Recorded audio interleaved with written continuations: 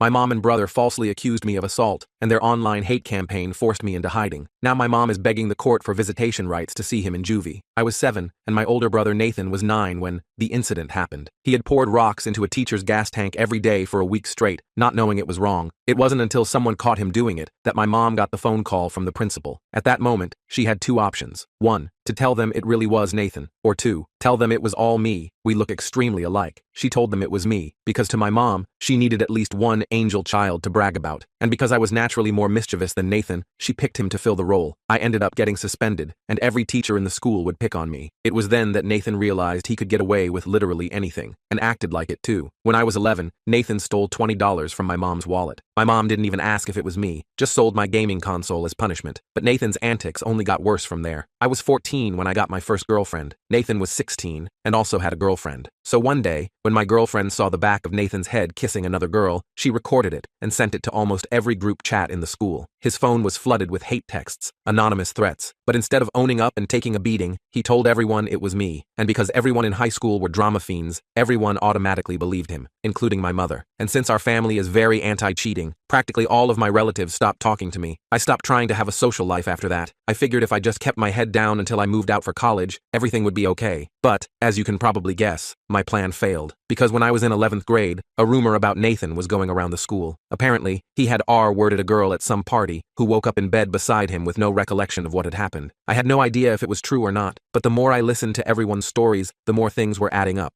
I began to hatch a plan to make him confess, but my plans were interrupted, because a week after the rumors were born, people were threatening to beat me up after school. Eggs were thrown at me as I walked home. It wasn't until one guy threw a punch during lunchtime that I realized what was going on. Nathan had somehow convinced everyone it was me. I went home early that day, not knowing what the F to do. I remember living with so much fear, I didn't even want to leave the house. But when the weekend came, things took a dark turn. I got a notification that I was tagged in a post on Instagram. But when I clicked it, my heart dropped. The account was anonymous, but was followed by nearly everyone in school. The caption was my home address, phone number, email, all followed by an in-depth description of who I had violated, and just how I had done it. I almost threw up with stress. My hands and feet were ice cold. I tried to scroll through my WhatsApp to see if there was anyone I could reach out to, but there was only one. The only person who didn't blame me for Nathan cheating on his girlfriend. My dad. I hadn't spoken to him in almost 10 years, but when I called, the first thing he asked was if I wanted to come over, and he'd pay for the Uber. I breathed a sigh of relief, and left immediately. On the way there, I passed by 4 Toyota Corollas filled with angry 18-year-olds, all heading towards my house. Luckily, they didn't see me, and I knew I would be staying at my dad's for a while. When I got there, he didn't even ask why I had reached out. He just gave me a big hug and played Polar Express on the TV, my favorite Christmas movie from when I was 5. But the second Tom Hanks started narrating, I burst into tears. Tears soon turned into hyperventilation, and within 2 minutes, I was having a full-blown anxiety attack. I couldn't even speak, and just showed him the Instagram post. "Son, I know you wouldn't do that," he said. It was the first time someone had seen the good in me. I immediately calmed down, and he continued speaking. Apparently, my mom had always treated Nathan a lot better, and my dad always tried to stand up for me. But things quickly escalated, and whenever my dad would defend me, my mom would get violent, which was the reason for their divorce. I told him my mom said he used to hit her, which is why I never reached out. He just nodded, but the look in his eyes told me he understood and forgave me. It was the most love I had been shown in my life, so I started crying again. My dad assured me not to worry because he would handle everything, and I was in safe hands. I smiled, because back then, I didn't understand the weight of his words. I didn't know just how seriously he had meant them. He protected me so well that I didn't find out what he had done to Nathan and my mom until it was too late to be undone. I spent that first night at my dad's place just sleeping, like a real deep sleep I hadn't had in years. When I woke up Sunday morning, I had 37 missed calls and over 100 texts. Most were from guys at school threatening me. A few were from my mom demanding to know where I was. I turned my phone off and walked to the kitchen. My dad was making pancakes like it was a totally normal Sunday. He asked if I wanted chocolate chips in mine, and I almost started crying again. I couldn't remember the last time someone had cooked breakfast specifically for me. "We should probably talk about what's going on," he said, while I stuffed my face with pancakes. "But only when you're ready." I told him everything, not just about the recent stuff with Megan, but all of it. Every time Nathan had blamed me for something, every punishment I'd taken for him, every friend I'd lost. My dad just listened, occasionally asking questions, but never doubting me. When I finished, he looked really sad. "I knew your mother favored him, but I had no idea it had gotten this bad," he said. He explained that after the divorce, he'd tried to get custody of both of us, but my mom had convinced the judge he was dangerous. She had even coached Nathan to say Dad had yelled at us a lot. I was too young to testify, so I just went where my mom took me. "What do we do now?" I asked. "I can't go back to school. Everyone thinks I'm some kind of monster." My dad thought for a minute. First, we need proof it wasn't you, then we deal with Nathan. I wasn't sure what he meant by deal with Nathan, but honestly, I was just relieved someone was helping me. We spent Sunday figuring out where I'd been the night of Jake's party. I remembered I'd ordered pizza, so we found the receipt in my email. It was delivered at 9:30 p.m., right when people said the incident with Megan happened. I also had achievement timestamps from my PlayStation, showing I was playing Skyrim until 2 a.m. Monday morning, my dad called the school and told them I wouldn't be coming in for a while due to safety concerns. The attendance lady didn't seem surprised. Apparently, several parents had already called demanding the school do something about that Williams boy, meaning me. My dad took the day off work and helped me create a private Instagram account. We collected all my evidence, the pizza receipt, game timestamps, screenshots of texts I'd sent that night, and posted it all with a simple message. I wasn't at Jake's party. I was home playing video games. Whoever hurt Megan, it wasn't me. I sent the link to the 5 people from school who hadn't completely turned against me. They weren't really friends, just people from computer club who were neutral in all the drama. I asked them to share it if they believed me. By that afternoon, I had messages from 2 of them saying the post was spreading. A few people were starting to question the story. It wasn't much, but it was something. Tuesday, my dad went back to work, and I stayed in his apartment all day, alternating between anxiety and boredom. Around lunchtime,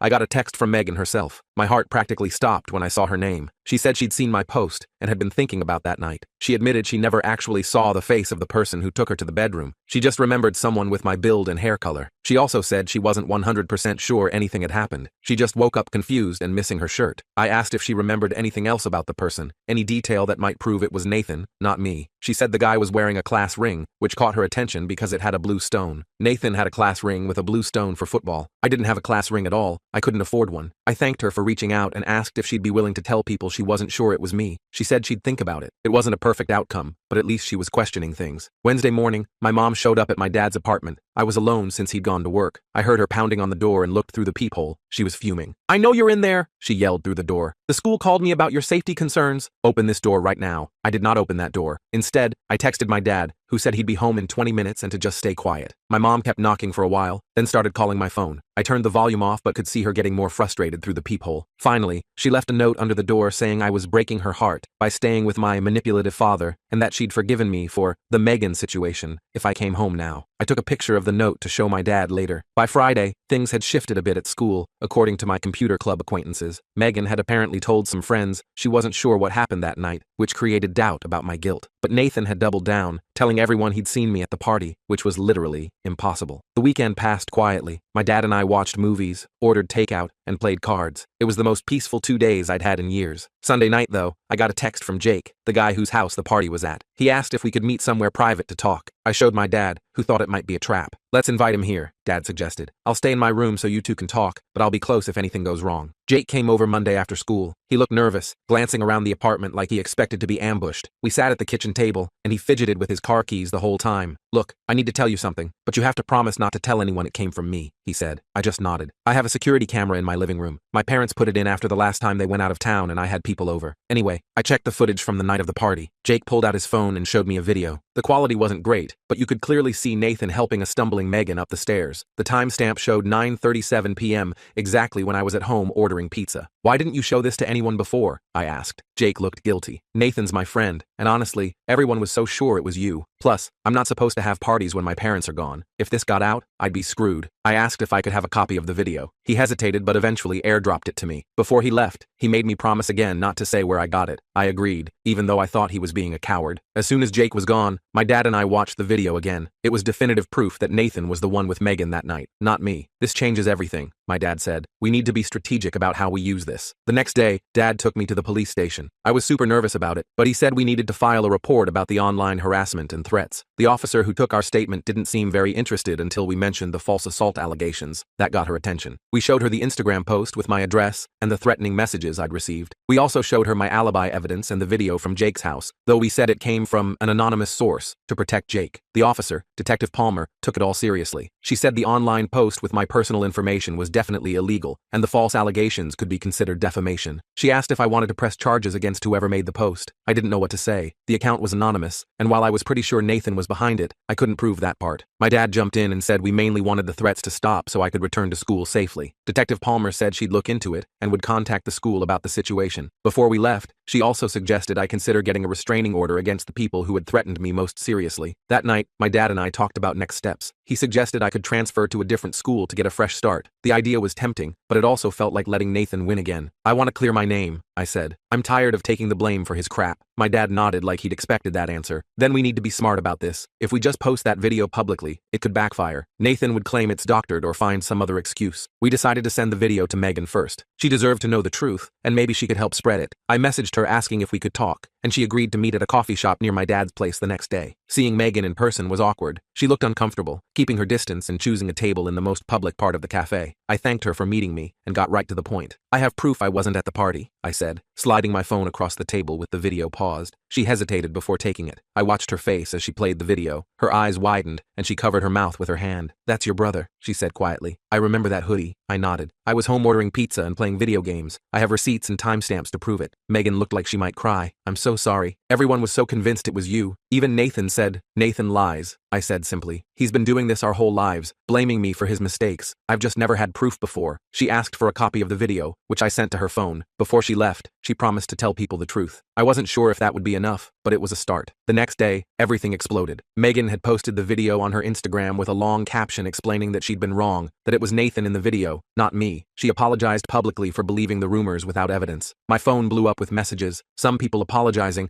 others accusing me of manipulating Megan or doctoring the video. Nathan texted me too. You're dead when I find you. I showed my dad the threat, and he immediately called Detective Palmer. She said she'd handle it and recommended I stay away from school another day. That evening, my mom showed up at my dad's place again, this time with Nathan. They pounded on the door, yelling about the lies I was spreading. My dad called the building security, who made them leave, but not before Nathan shouted that he'd make me pay for ruining his reputation. The next morning, Detective Palmer called with news. The school had suspended Nathan pending an investigation, and they were reviewing the incident with Megan with potential disciplinary action. Additionally, they'd identified the person who created the anonymous Instagram account, not Nathan, surprisingly, but his friend Tyler, who admitted Nathan had put him up to it. The school wants to meet with you, your parents, and their counselor before you return, Detective Palmer explained. They're concerned about your safety and want to put some protections in place. My dad agreed to the meeting, but insisted my mom not be present. The detective hesitated but said she'd see what she could do. The meeting was scheduled for the following Monday. The weekend was stressful. Nathan kept creating new accounts to send me threatening messages, and my mom alternated between pleading for me to come home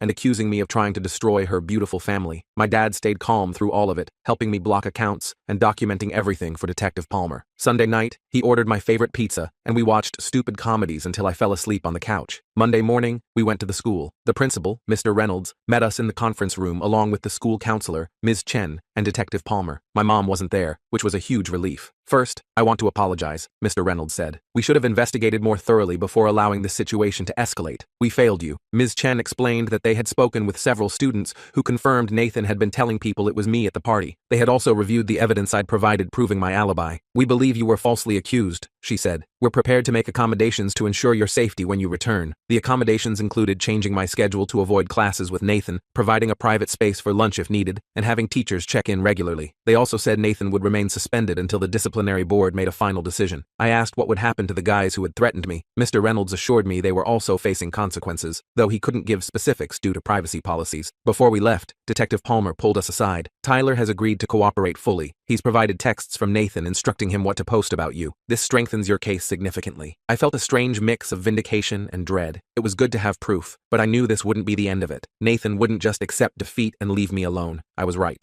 That night, Nathan showed up at my dad's apartment alone. He wasn't yelling this time. He asked calmly if we could talk. My dad was hesitant, but agreed to let him in after checking that he was actually alone. Nathan sat on our couch looking like he'd aged 10 years. His eyes were red, and he kept rubbing his hands together nervously. They're expelling me, he said quietly, and Megan's parents are pressing charges. I didn't know what to say. Part of me felt bad for him, but a bigger part remembered all the years of taking blame for his actions. Why did you do it? I finally asked. Not just the thing with Megan, but all of it. Making me take the fall every time. Ruining my life whenever you messed up. Nathan stared at the floor. I don't know. It was just so easy. Mom always believed me, and after a while it just became like automatic. I'd screw up and immediately think, I'll just say it was him. My dad stayed quiet, just watching us from the kitchen doorway. Did you ever feel bad about it? I pressed. Nathan shrugged. Sometimes, I guess. But then Mom would praise me for being her good boy, and I'd forget about it. Something about his casual attitude made my blood boil. Years of my life ruined, and he, sometimes, felt bad? I need your help, Nathan said, finally looking at me. If you tell everyone you forgive me, maybe they'll go easier on me. You're my brother. You have to help me. I almost laughed. After everything, he was still trying to manipulate me. No, I said, I don't have to help you. You didn't help me when everyone thought I was a predator. You encouraged it. Nathan's face changed then. The vulnerability vanished, replaced by the same cold look I'd seen that night after the incident when we were kids. You'll regret this, he said, standing up. You think you've won? This isn't over. My dad stepped forward. Yes, it is over, Nathan. You've done enough damage. If you threaten your brother again, there will be consequences. Nathan sneered at him. You weren't there for 10 years. Don't act like you're father of the year now. He stormed out, slamming the door behind him. My dad locked it and put a hand on my shoulder. You okay? He asked. I nodded, though I wasn't really. Nathan's visit had shaken me more than I wanted to admit. The next few days were tense. I didn't return to school yet, working on assignments from home while the administration finalized their safety plan. My mom called constantly, leaving voicemails alternating between begging me to help Nathan and accusing me of destroying our family out of spite. Friday afternoon, my dad came home early with a serious look on his face. Detective Palmer called me, he said. Nathan's been arrested. My stomach dropped. For what? Breaking into Jake's house and assaulting him. Apparently he blamed Jake for providing the video that got him in trouble. I sat down hard on the couch. Is Jake okay? Hospital, but stable. Broken nose, concussion. Nathan's being charged with breaking and entering an assault. I felt sick. This had all spiraled so far out of control. Part of me still cared about Nathan, despite everything. He was my brother, and something was clearly very wrong with him. What happens now? I asked. My dad sat beside me. Nathan will likely face juvenile detention. Your mom called me. She's beside herself, blaming everyone but Nathan. She wants you to come home. I'm not going back there, I said immediately. I know, and legally, you don't have to. You're 17. The courts typically consider the preference of children your age in custody matters. He paused. I'm going to file for emergency custody tomorrow. With everything that's happened, I think we have a strong case. For the first time in weeks, I felt a glimmer of hope. Maybe things could actually get better. Saturday morning, we got another surprise visit, this time from my Uncle Robert, my mom's brother. Unlike the rest of my extended family, Uncle Robert had always been kind to me, though he'd backed off after the cheating scandal with Amber. Can I come in? He asked when my dad opened the door. I want to talk to both of you. We sat at the kitchen table while Uncle Robert explained that he'd been following everything that happened. He'd seen Megan's post, heard about Nathan's arrest, and finally connected all the dots. I owe you an apology, he said to me. I should have realized something wasn't right. Nathan always had an explanation for everything, and your mom was so convincing. He trailed off, looking genuinely remorseful. Then he surprised me again. I'm here because I want to help, he said. Your mom is refusing to acknowledge any of this is real. She's telling everyone Nathan is being framed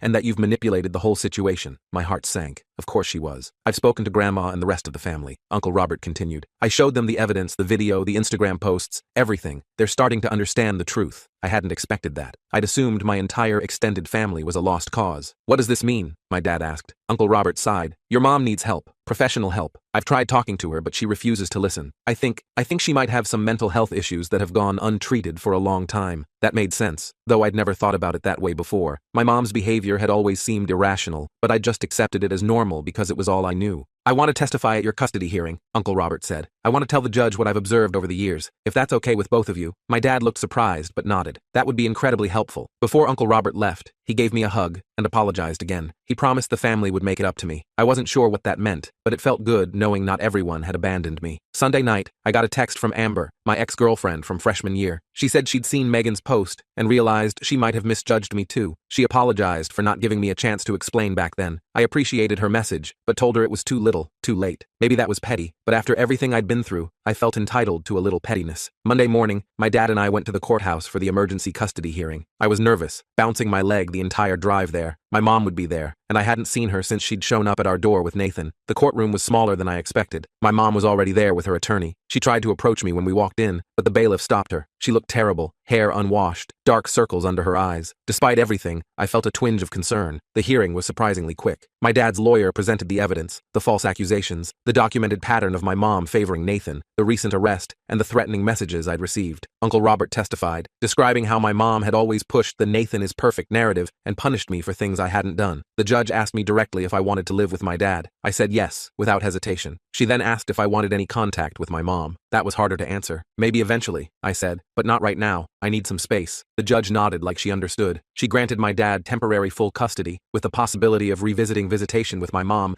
after 3 months of family counseling. As we were leaving, my mom tried to talk to me again. The bailiff let her approach this time. This isn't over, she said, echoing Nathan's words from earlier. You've turned everyone against me. My own family, my own son. My dad started to intervene, but I held up my hand to stop him. No, Mom, you did this yourself. You chose Nathan over me again and again. You let him hurt me. You helped him hurt me. I felt tears forming but pushed them back. I hope you get help. I really do, but I can't be around you right now. I walked away before she could respond. In the parking lot, my dad put his arm around my shoulders. I'm proud of you, he said simply. That afternoon, we met with Ms. Chen at school to finalize my return. With Nathan in juvenile detention and a restraining order in place, the immediate safety concerns were addressed. They'd also spoken to my teachers about the situation, so I wouldn't have to explain myself repeatedly. We can't control what other students say, Ms. Chen warned, but we've made it clear that harassment of any kind won't be tolerated. My first day back was Wednesday. It was weird and awkward, but not as bad as I feared. People stared and whispered, but no one approached me directly. A few people from computer club sat with me at lunch, acting like nothing had happened. I appreciated their silent support more than they knew. By Friday, things were starting to feel almost normal. Some teachers even went out of their way to be nice to me, which was a new experience. After school, Jake was waiting by my locker. His face was still bruised from Nathan's attack, with a bandage across his nose. Hey, he said awkwardly. I just wanted to say sorry for not coming forward sooner. I was scared of losing friends, which is pretty pathetic compared to what you went through. I told him it was okay. He'd eventually done the right thing, which was more than most people. Also, he added, there's going to be a party at my house next weekend. A proper one this time, my parents approved. You should come. I was surprised by the invitation. I'll think about it, I said, though I wasn't sure I was ready for parties yet. That night, I told my dad about Jake's invitation. He seemed pleased. It's good to have options, he said. You don't have to go if you're not comfortable, but it's nice to be included. I nodded, feeling strangely emotional. It's weird. For so long, I was just trying to survive until I could escape to college. Now I'm thinking maybe high school doesn't have to be completely awful for the next year and a half. My dad smiled. It doesn't, and whatever happens, we'll handle it together. I believed him. For the first time in years, I felt like I had a real future, one that wasn't defined by Nathan's lies or my mom's favoritism. The road ahead wouldn't be easy. Nathan would eventually get out of juvenile detention. My mom would probably keep trying to contact me, but I wasn't alone anymore. I had my dad, Uncle Robert, maybe even some friends eventually. I went to bed that night feeling something unfamiliar. Hope. Not just for escape, but for actual happiness. I didn't know exactly what my dad had planned for Nathan and my mom long term, but whatever it was, I trusted him to protect me. After all, he was the only one who ever had. The custody hearing was over, but I still felt on edge every time my phone buzzed. Part of me expected to see Nathan's name pop up with new threats, even though he was in juvie and technically couldn't contact me. My dad noticed me jumping at notifications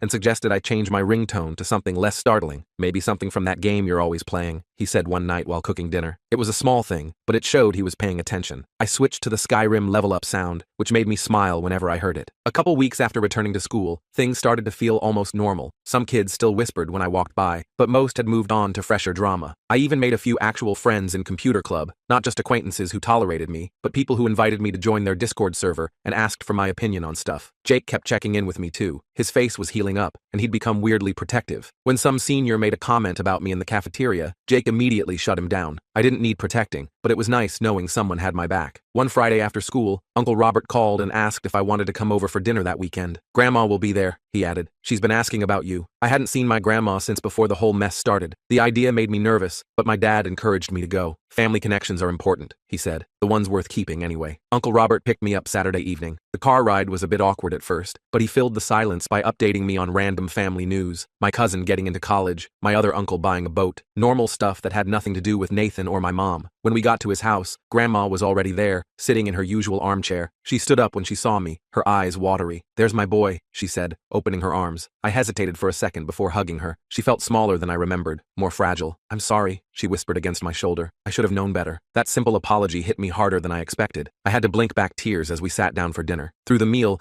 no one mentioned Nathan or my mom directly, but Grandma did ask how things were going with my dad. Really good, I told her. He's teaching me to drive on weekends. She nodded approvingly. Your grandfather taught me to drive, you know. Said I was a natural. After dinner, Uncle Robert pulled me aside. Your mom's been calling everyone in the family, he said quietly. She's trying to get people on her side for the permanent custody hearing. My stomach clenched. Is it working? He shook his head. Not like she hopes. Most people have seen the evidence, and Nathan's arrest was the final straw for many of us. Before I left, Grandma pressed something into my hand, a small key on a chain. This is for your grandfather's tackle box, she explained. He always meant for you to have his fishing gear when you were old enough. I think it's time. I knew what the gesture meant. In our family, Grandpa's fishing gear was practically sacred. It was her way of saying I was still part of the family, the real family, not whatever twisted version my mom had created. The next court date was set for 3 months out. My dad and I both started seeing therapists, him individually, and me with both individual and group sessions for teens dealing with family issues. I was resistant at first, but my therapist, Dr. Melissa, was surprisingly cool. She didn't make me talk about my feelings right away, just let me rant about video games until I felt comfortable. Your brother's actions reflect his issues, not your worth, she told me during one session. And your mother's inability to see the truth isn't your responsibility to fix. It sounded simple when she said it, but actually believing it was harder. 17 years of being the family scapegoat doesn't disappear overnight. Meanwhile, my dad was handling the legal stuff with his attorney. They were pushing for permanent full custody with supervised visitation for my mom, contingent on her completing therapy. I wasn't sure how I felt about seeing her at all, but Dr. Melissa said I didn't need to decide right away. April rolled around, and we got news that Nathan was being released early from juvenile detention for good behavior. My dad immediately called our attorney, who assured us the restraining order was still in effect. Nathan couldn't come within 500 feet of me, or contact me in any way. What if he just shows up at school? I asked, panic rising in my chest. He won't be returning to your school, my dad explained. Part of his release conditions include attending a different school and continuing mandatory counseling. I wasn't fully convinced. Nathan had never been good at following rules. The night before his release, I barely slept, imagining him showing up at my dad's apartment or waiting for me after school. But days passed with no sign of him. According to Uncle Robert, Nathan was living with my mom again, but keeping a low profile. The rumors at school said his college prospects were basically ruined, which I couldn't bring myself to feel bad about. He'd nearly ruined my entire life. In May, just when I was starting to relax, I got called to the principal's office during third period. My heart started racing immediately. Had something happened? Was Nathan at the school? When I walked in, Mr. Reynolds was sitting with a police officer I didn't recognize. My mouth went dry. "Don't worry, you're not in trouble," Mr. Reynolds said quickly. "Officer Garcia just has some questions about a statement your mother made." The officer explained that my mom had filed a report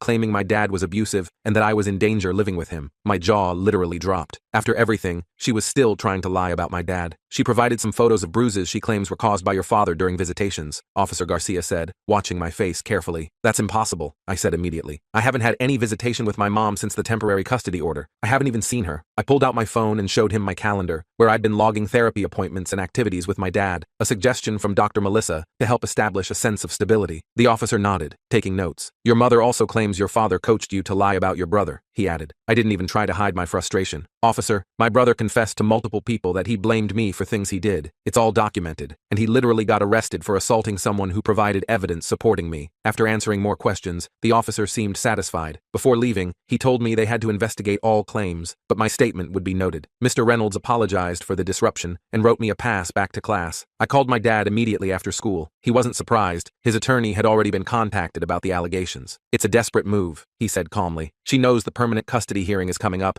and she's running out of options." I started having nightmares again after that. Dreams where I was back in my old house, with Nathan smirking at me from the doorway of my room. Dr. Melissa suggested I write down the dreams to take away their power, which sounded dumb, but actually helped a little. A week before the custody hearing, I got an unexpected email from Megan. We hadn't really talked since she'd posted the video clearing my name. The subject line was simple: "Thought you should know." Megan explained that Nathan had reached out to her, supposedly to apologize. But during their conversation, he'd tried to convince her that I had manipulated the video evidence and turned everyone against him out of jealousy. "I just wanted you to be aware," she wrote. I didn't believe him, obviously, but I thought you should know he's still trying to blame you. I forwarded the email to my dad and our attorney. They added it to the growing file of evidence showing the pattern of behavior from both Nathan and my mom. The day of the hearing arrived with a knot in my stomach that wouldn't go away. My dad made pancakes again, trying to establish it as our good luck ritual. I appreciated the effort but could barely eat. The courthouse felt more familiar this time, though no less intimidating. My mom was already there with her attorney and, surprisingly, Nathan. He wasn't supposed to testify since he was still a minor with a recent criminal record, but I guess they thought his presence might influence the judge somehow. Nathan didn't look at me when we entered. He stared straight ahead, hands folded in his lap. My mom, on the other hand, kept trying to catch my eye, giving me these pleading looks that made my skin crawl. The hearing started with my dad's attorney presenting the evidence we'd gathered since the temporary order, including my consistent attendance at therapy, improved school performance, and stable home environment. Then came the bombshell. She introduced Megan's email and 3 similar messages from other students, all showing Nathan's continued attempts to blame me. When my mom's attorney cross-examined my dad, he tried to paint him as an opportunist who had swooped in after years of absence. My dad stayed calm, explaining that he'd sent birthday cards, Christmas gifts, and child support consistently for 10 years, despite being blocked from seeing me. "I never stopped trying to be part of my son's life," he said. "I just wasn't allowed to be. They called me to testify next. I'd practiced with Dr. Melissa, but my hands still shook as I took the oath. The judge, a different one from the emergency hearing, asked me to describe my current living situation and how I was adjusting. "It's good," I said, trying to sound more confident than I felt. "I have my own room, I'm doing better in school, and I'm making friends again. My dad and I cook dinner together most nights, and he's teaching me practical stuff like changing oil in a car. My mom's attorney tried to get me to admit I missed my family, that I was just angry and would get over it eventually." I took a deep breath before answering. "I do miss parts of my old life," I admitted, "but I don't miss being blamed for things I didn't do. I don't miss being punished for Nathan's mistakes, and I don't miss my mom choosing him over me every single time." I saw my mom flinch from the corner of my eye, but I kept going.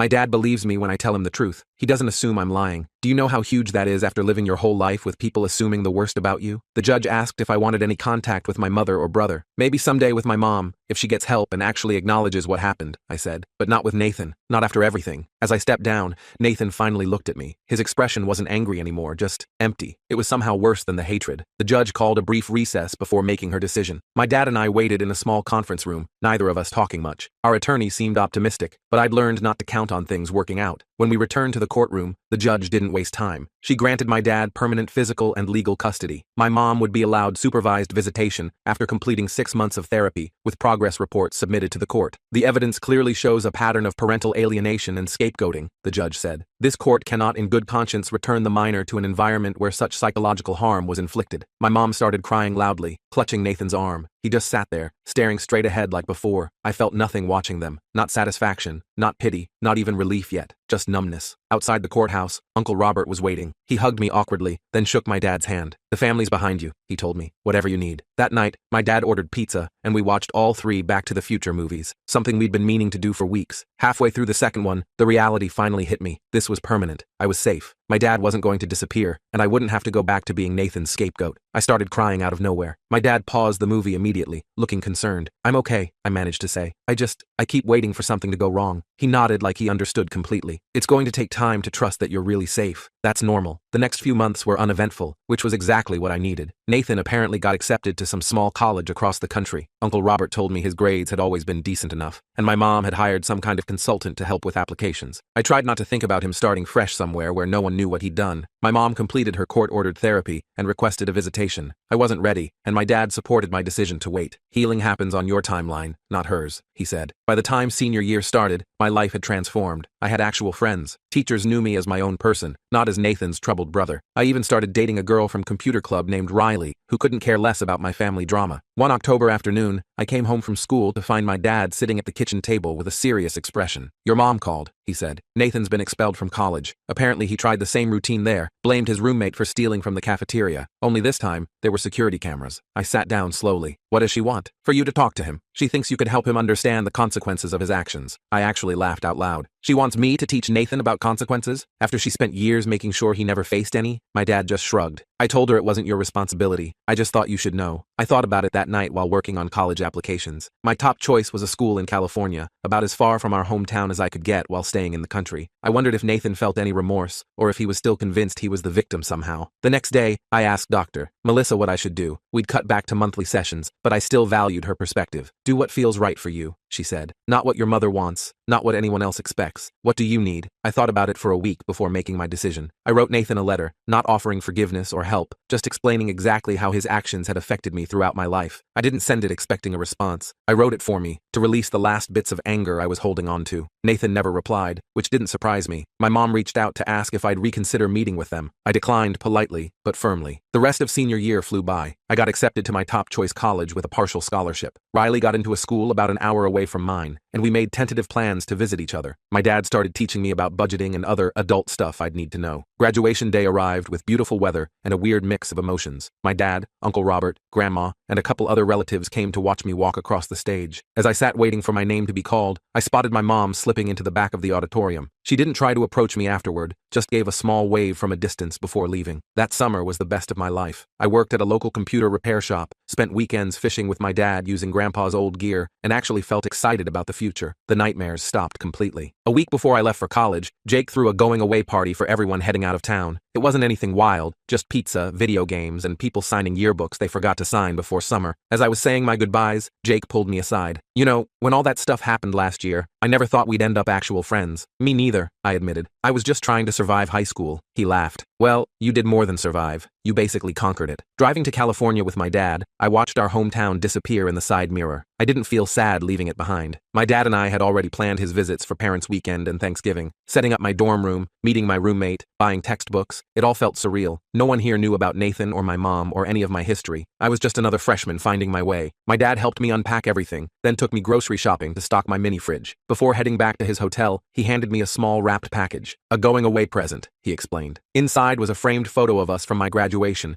both smiling like idiots in the sunny backyard. In the corner, he'd written, "The first of many proud moments to come." I didn't know what would happen with my mom or Nathan in the future. Maybe someday, I'd be ready to have them in my life again, or maybe not. What I did know was that I wasn't defined by their choices anymore. My dad had shown me what real family support looked like, and I was finally free to become whoever I wanted to be. After my dad left, my roommate asked if I was close with my family. With my dad, I said simply. He's always had my back, and that was the truth that mattered most.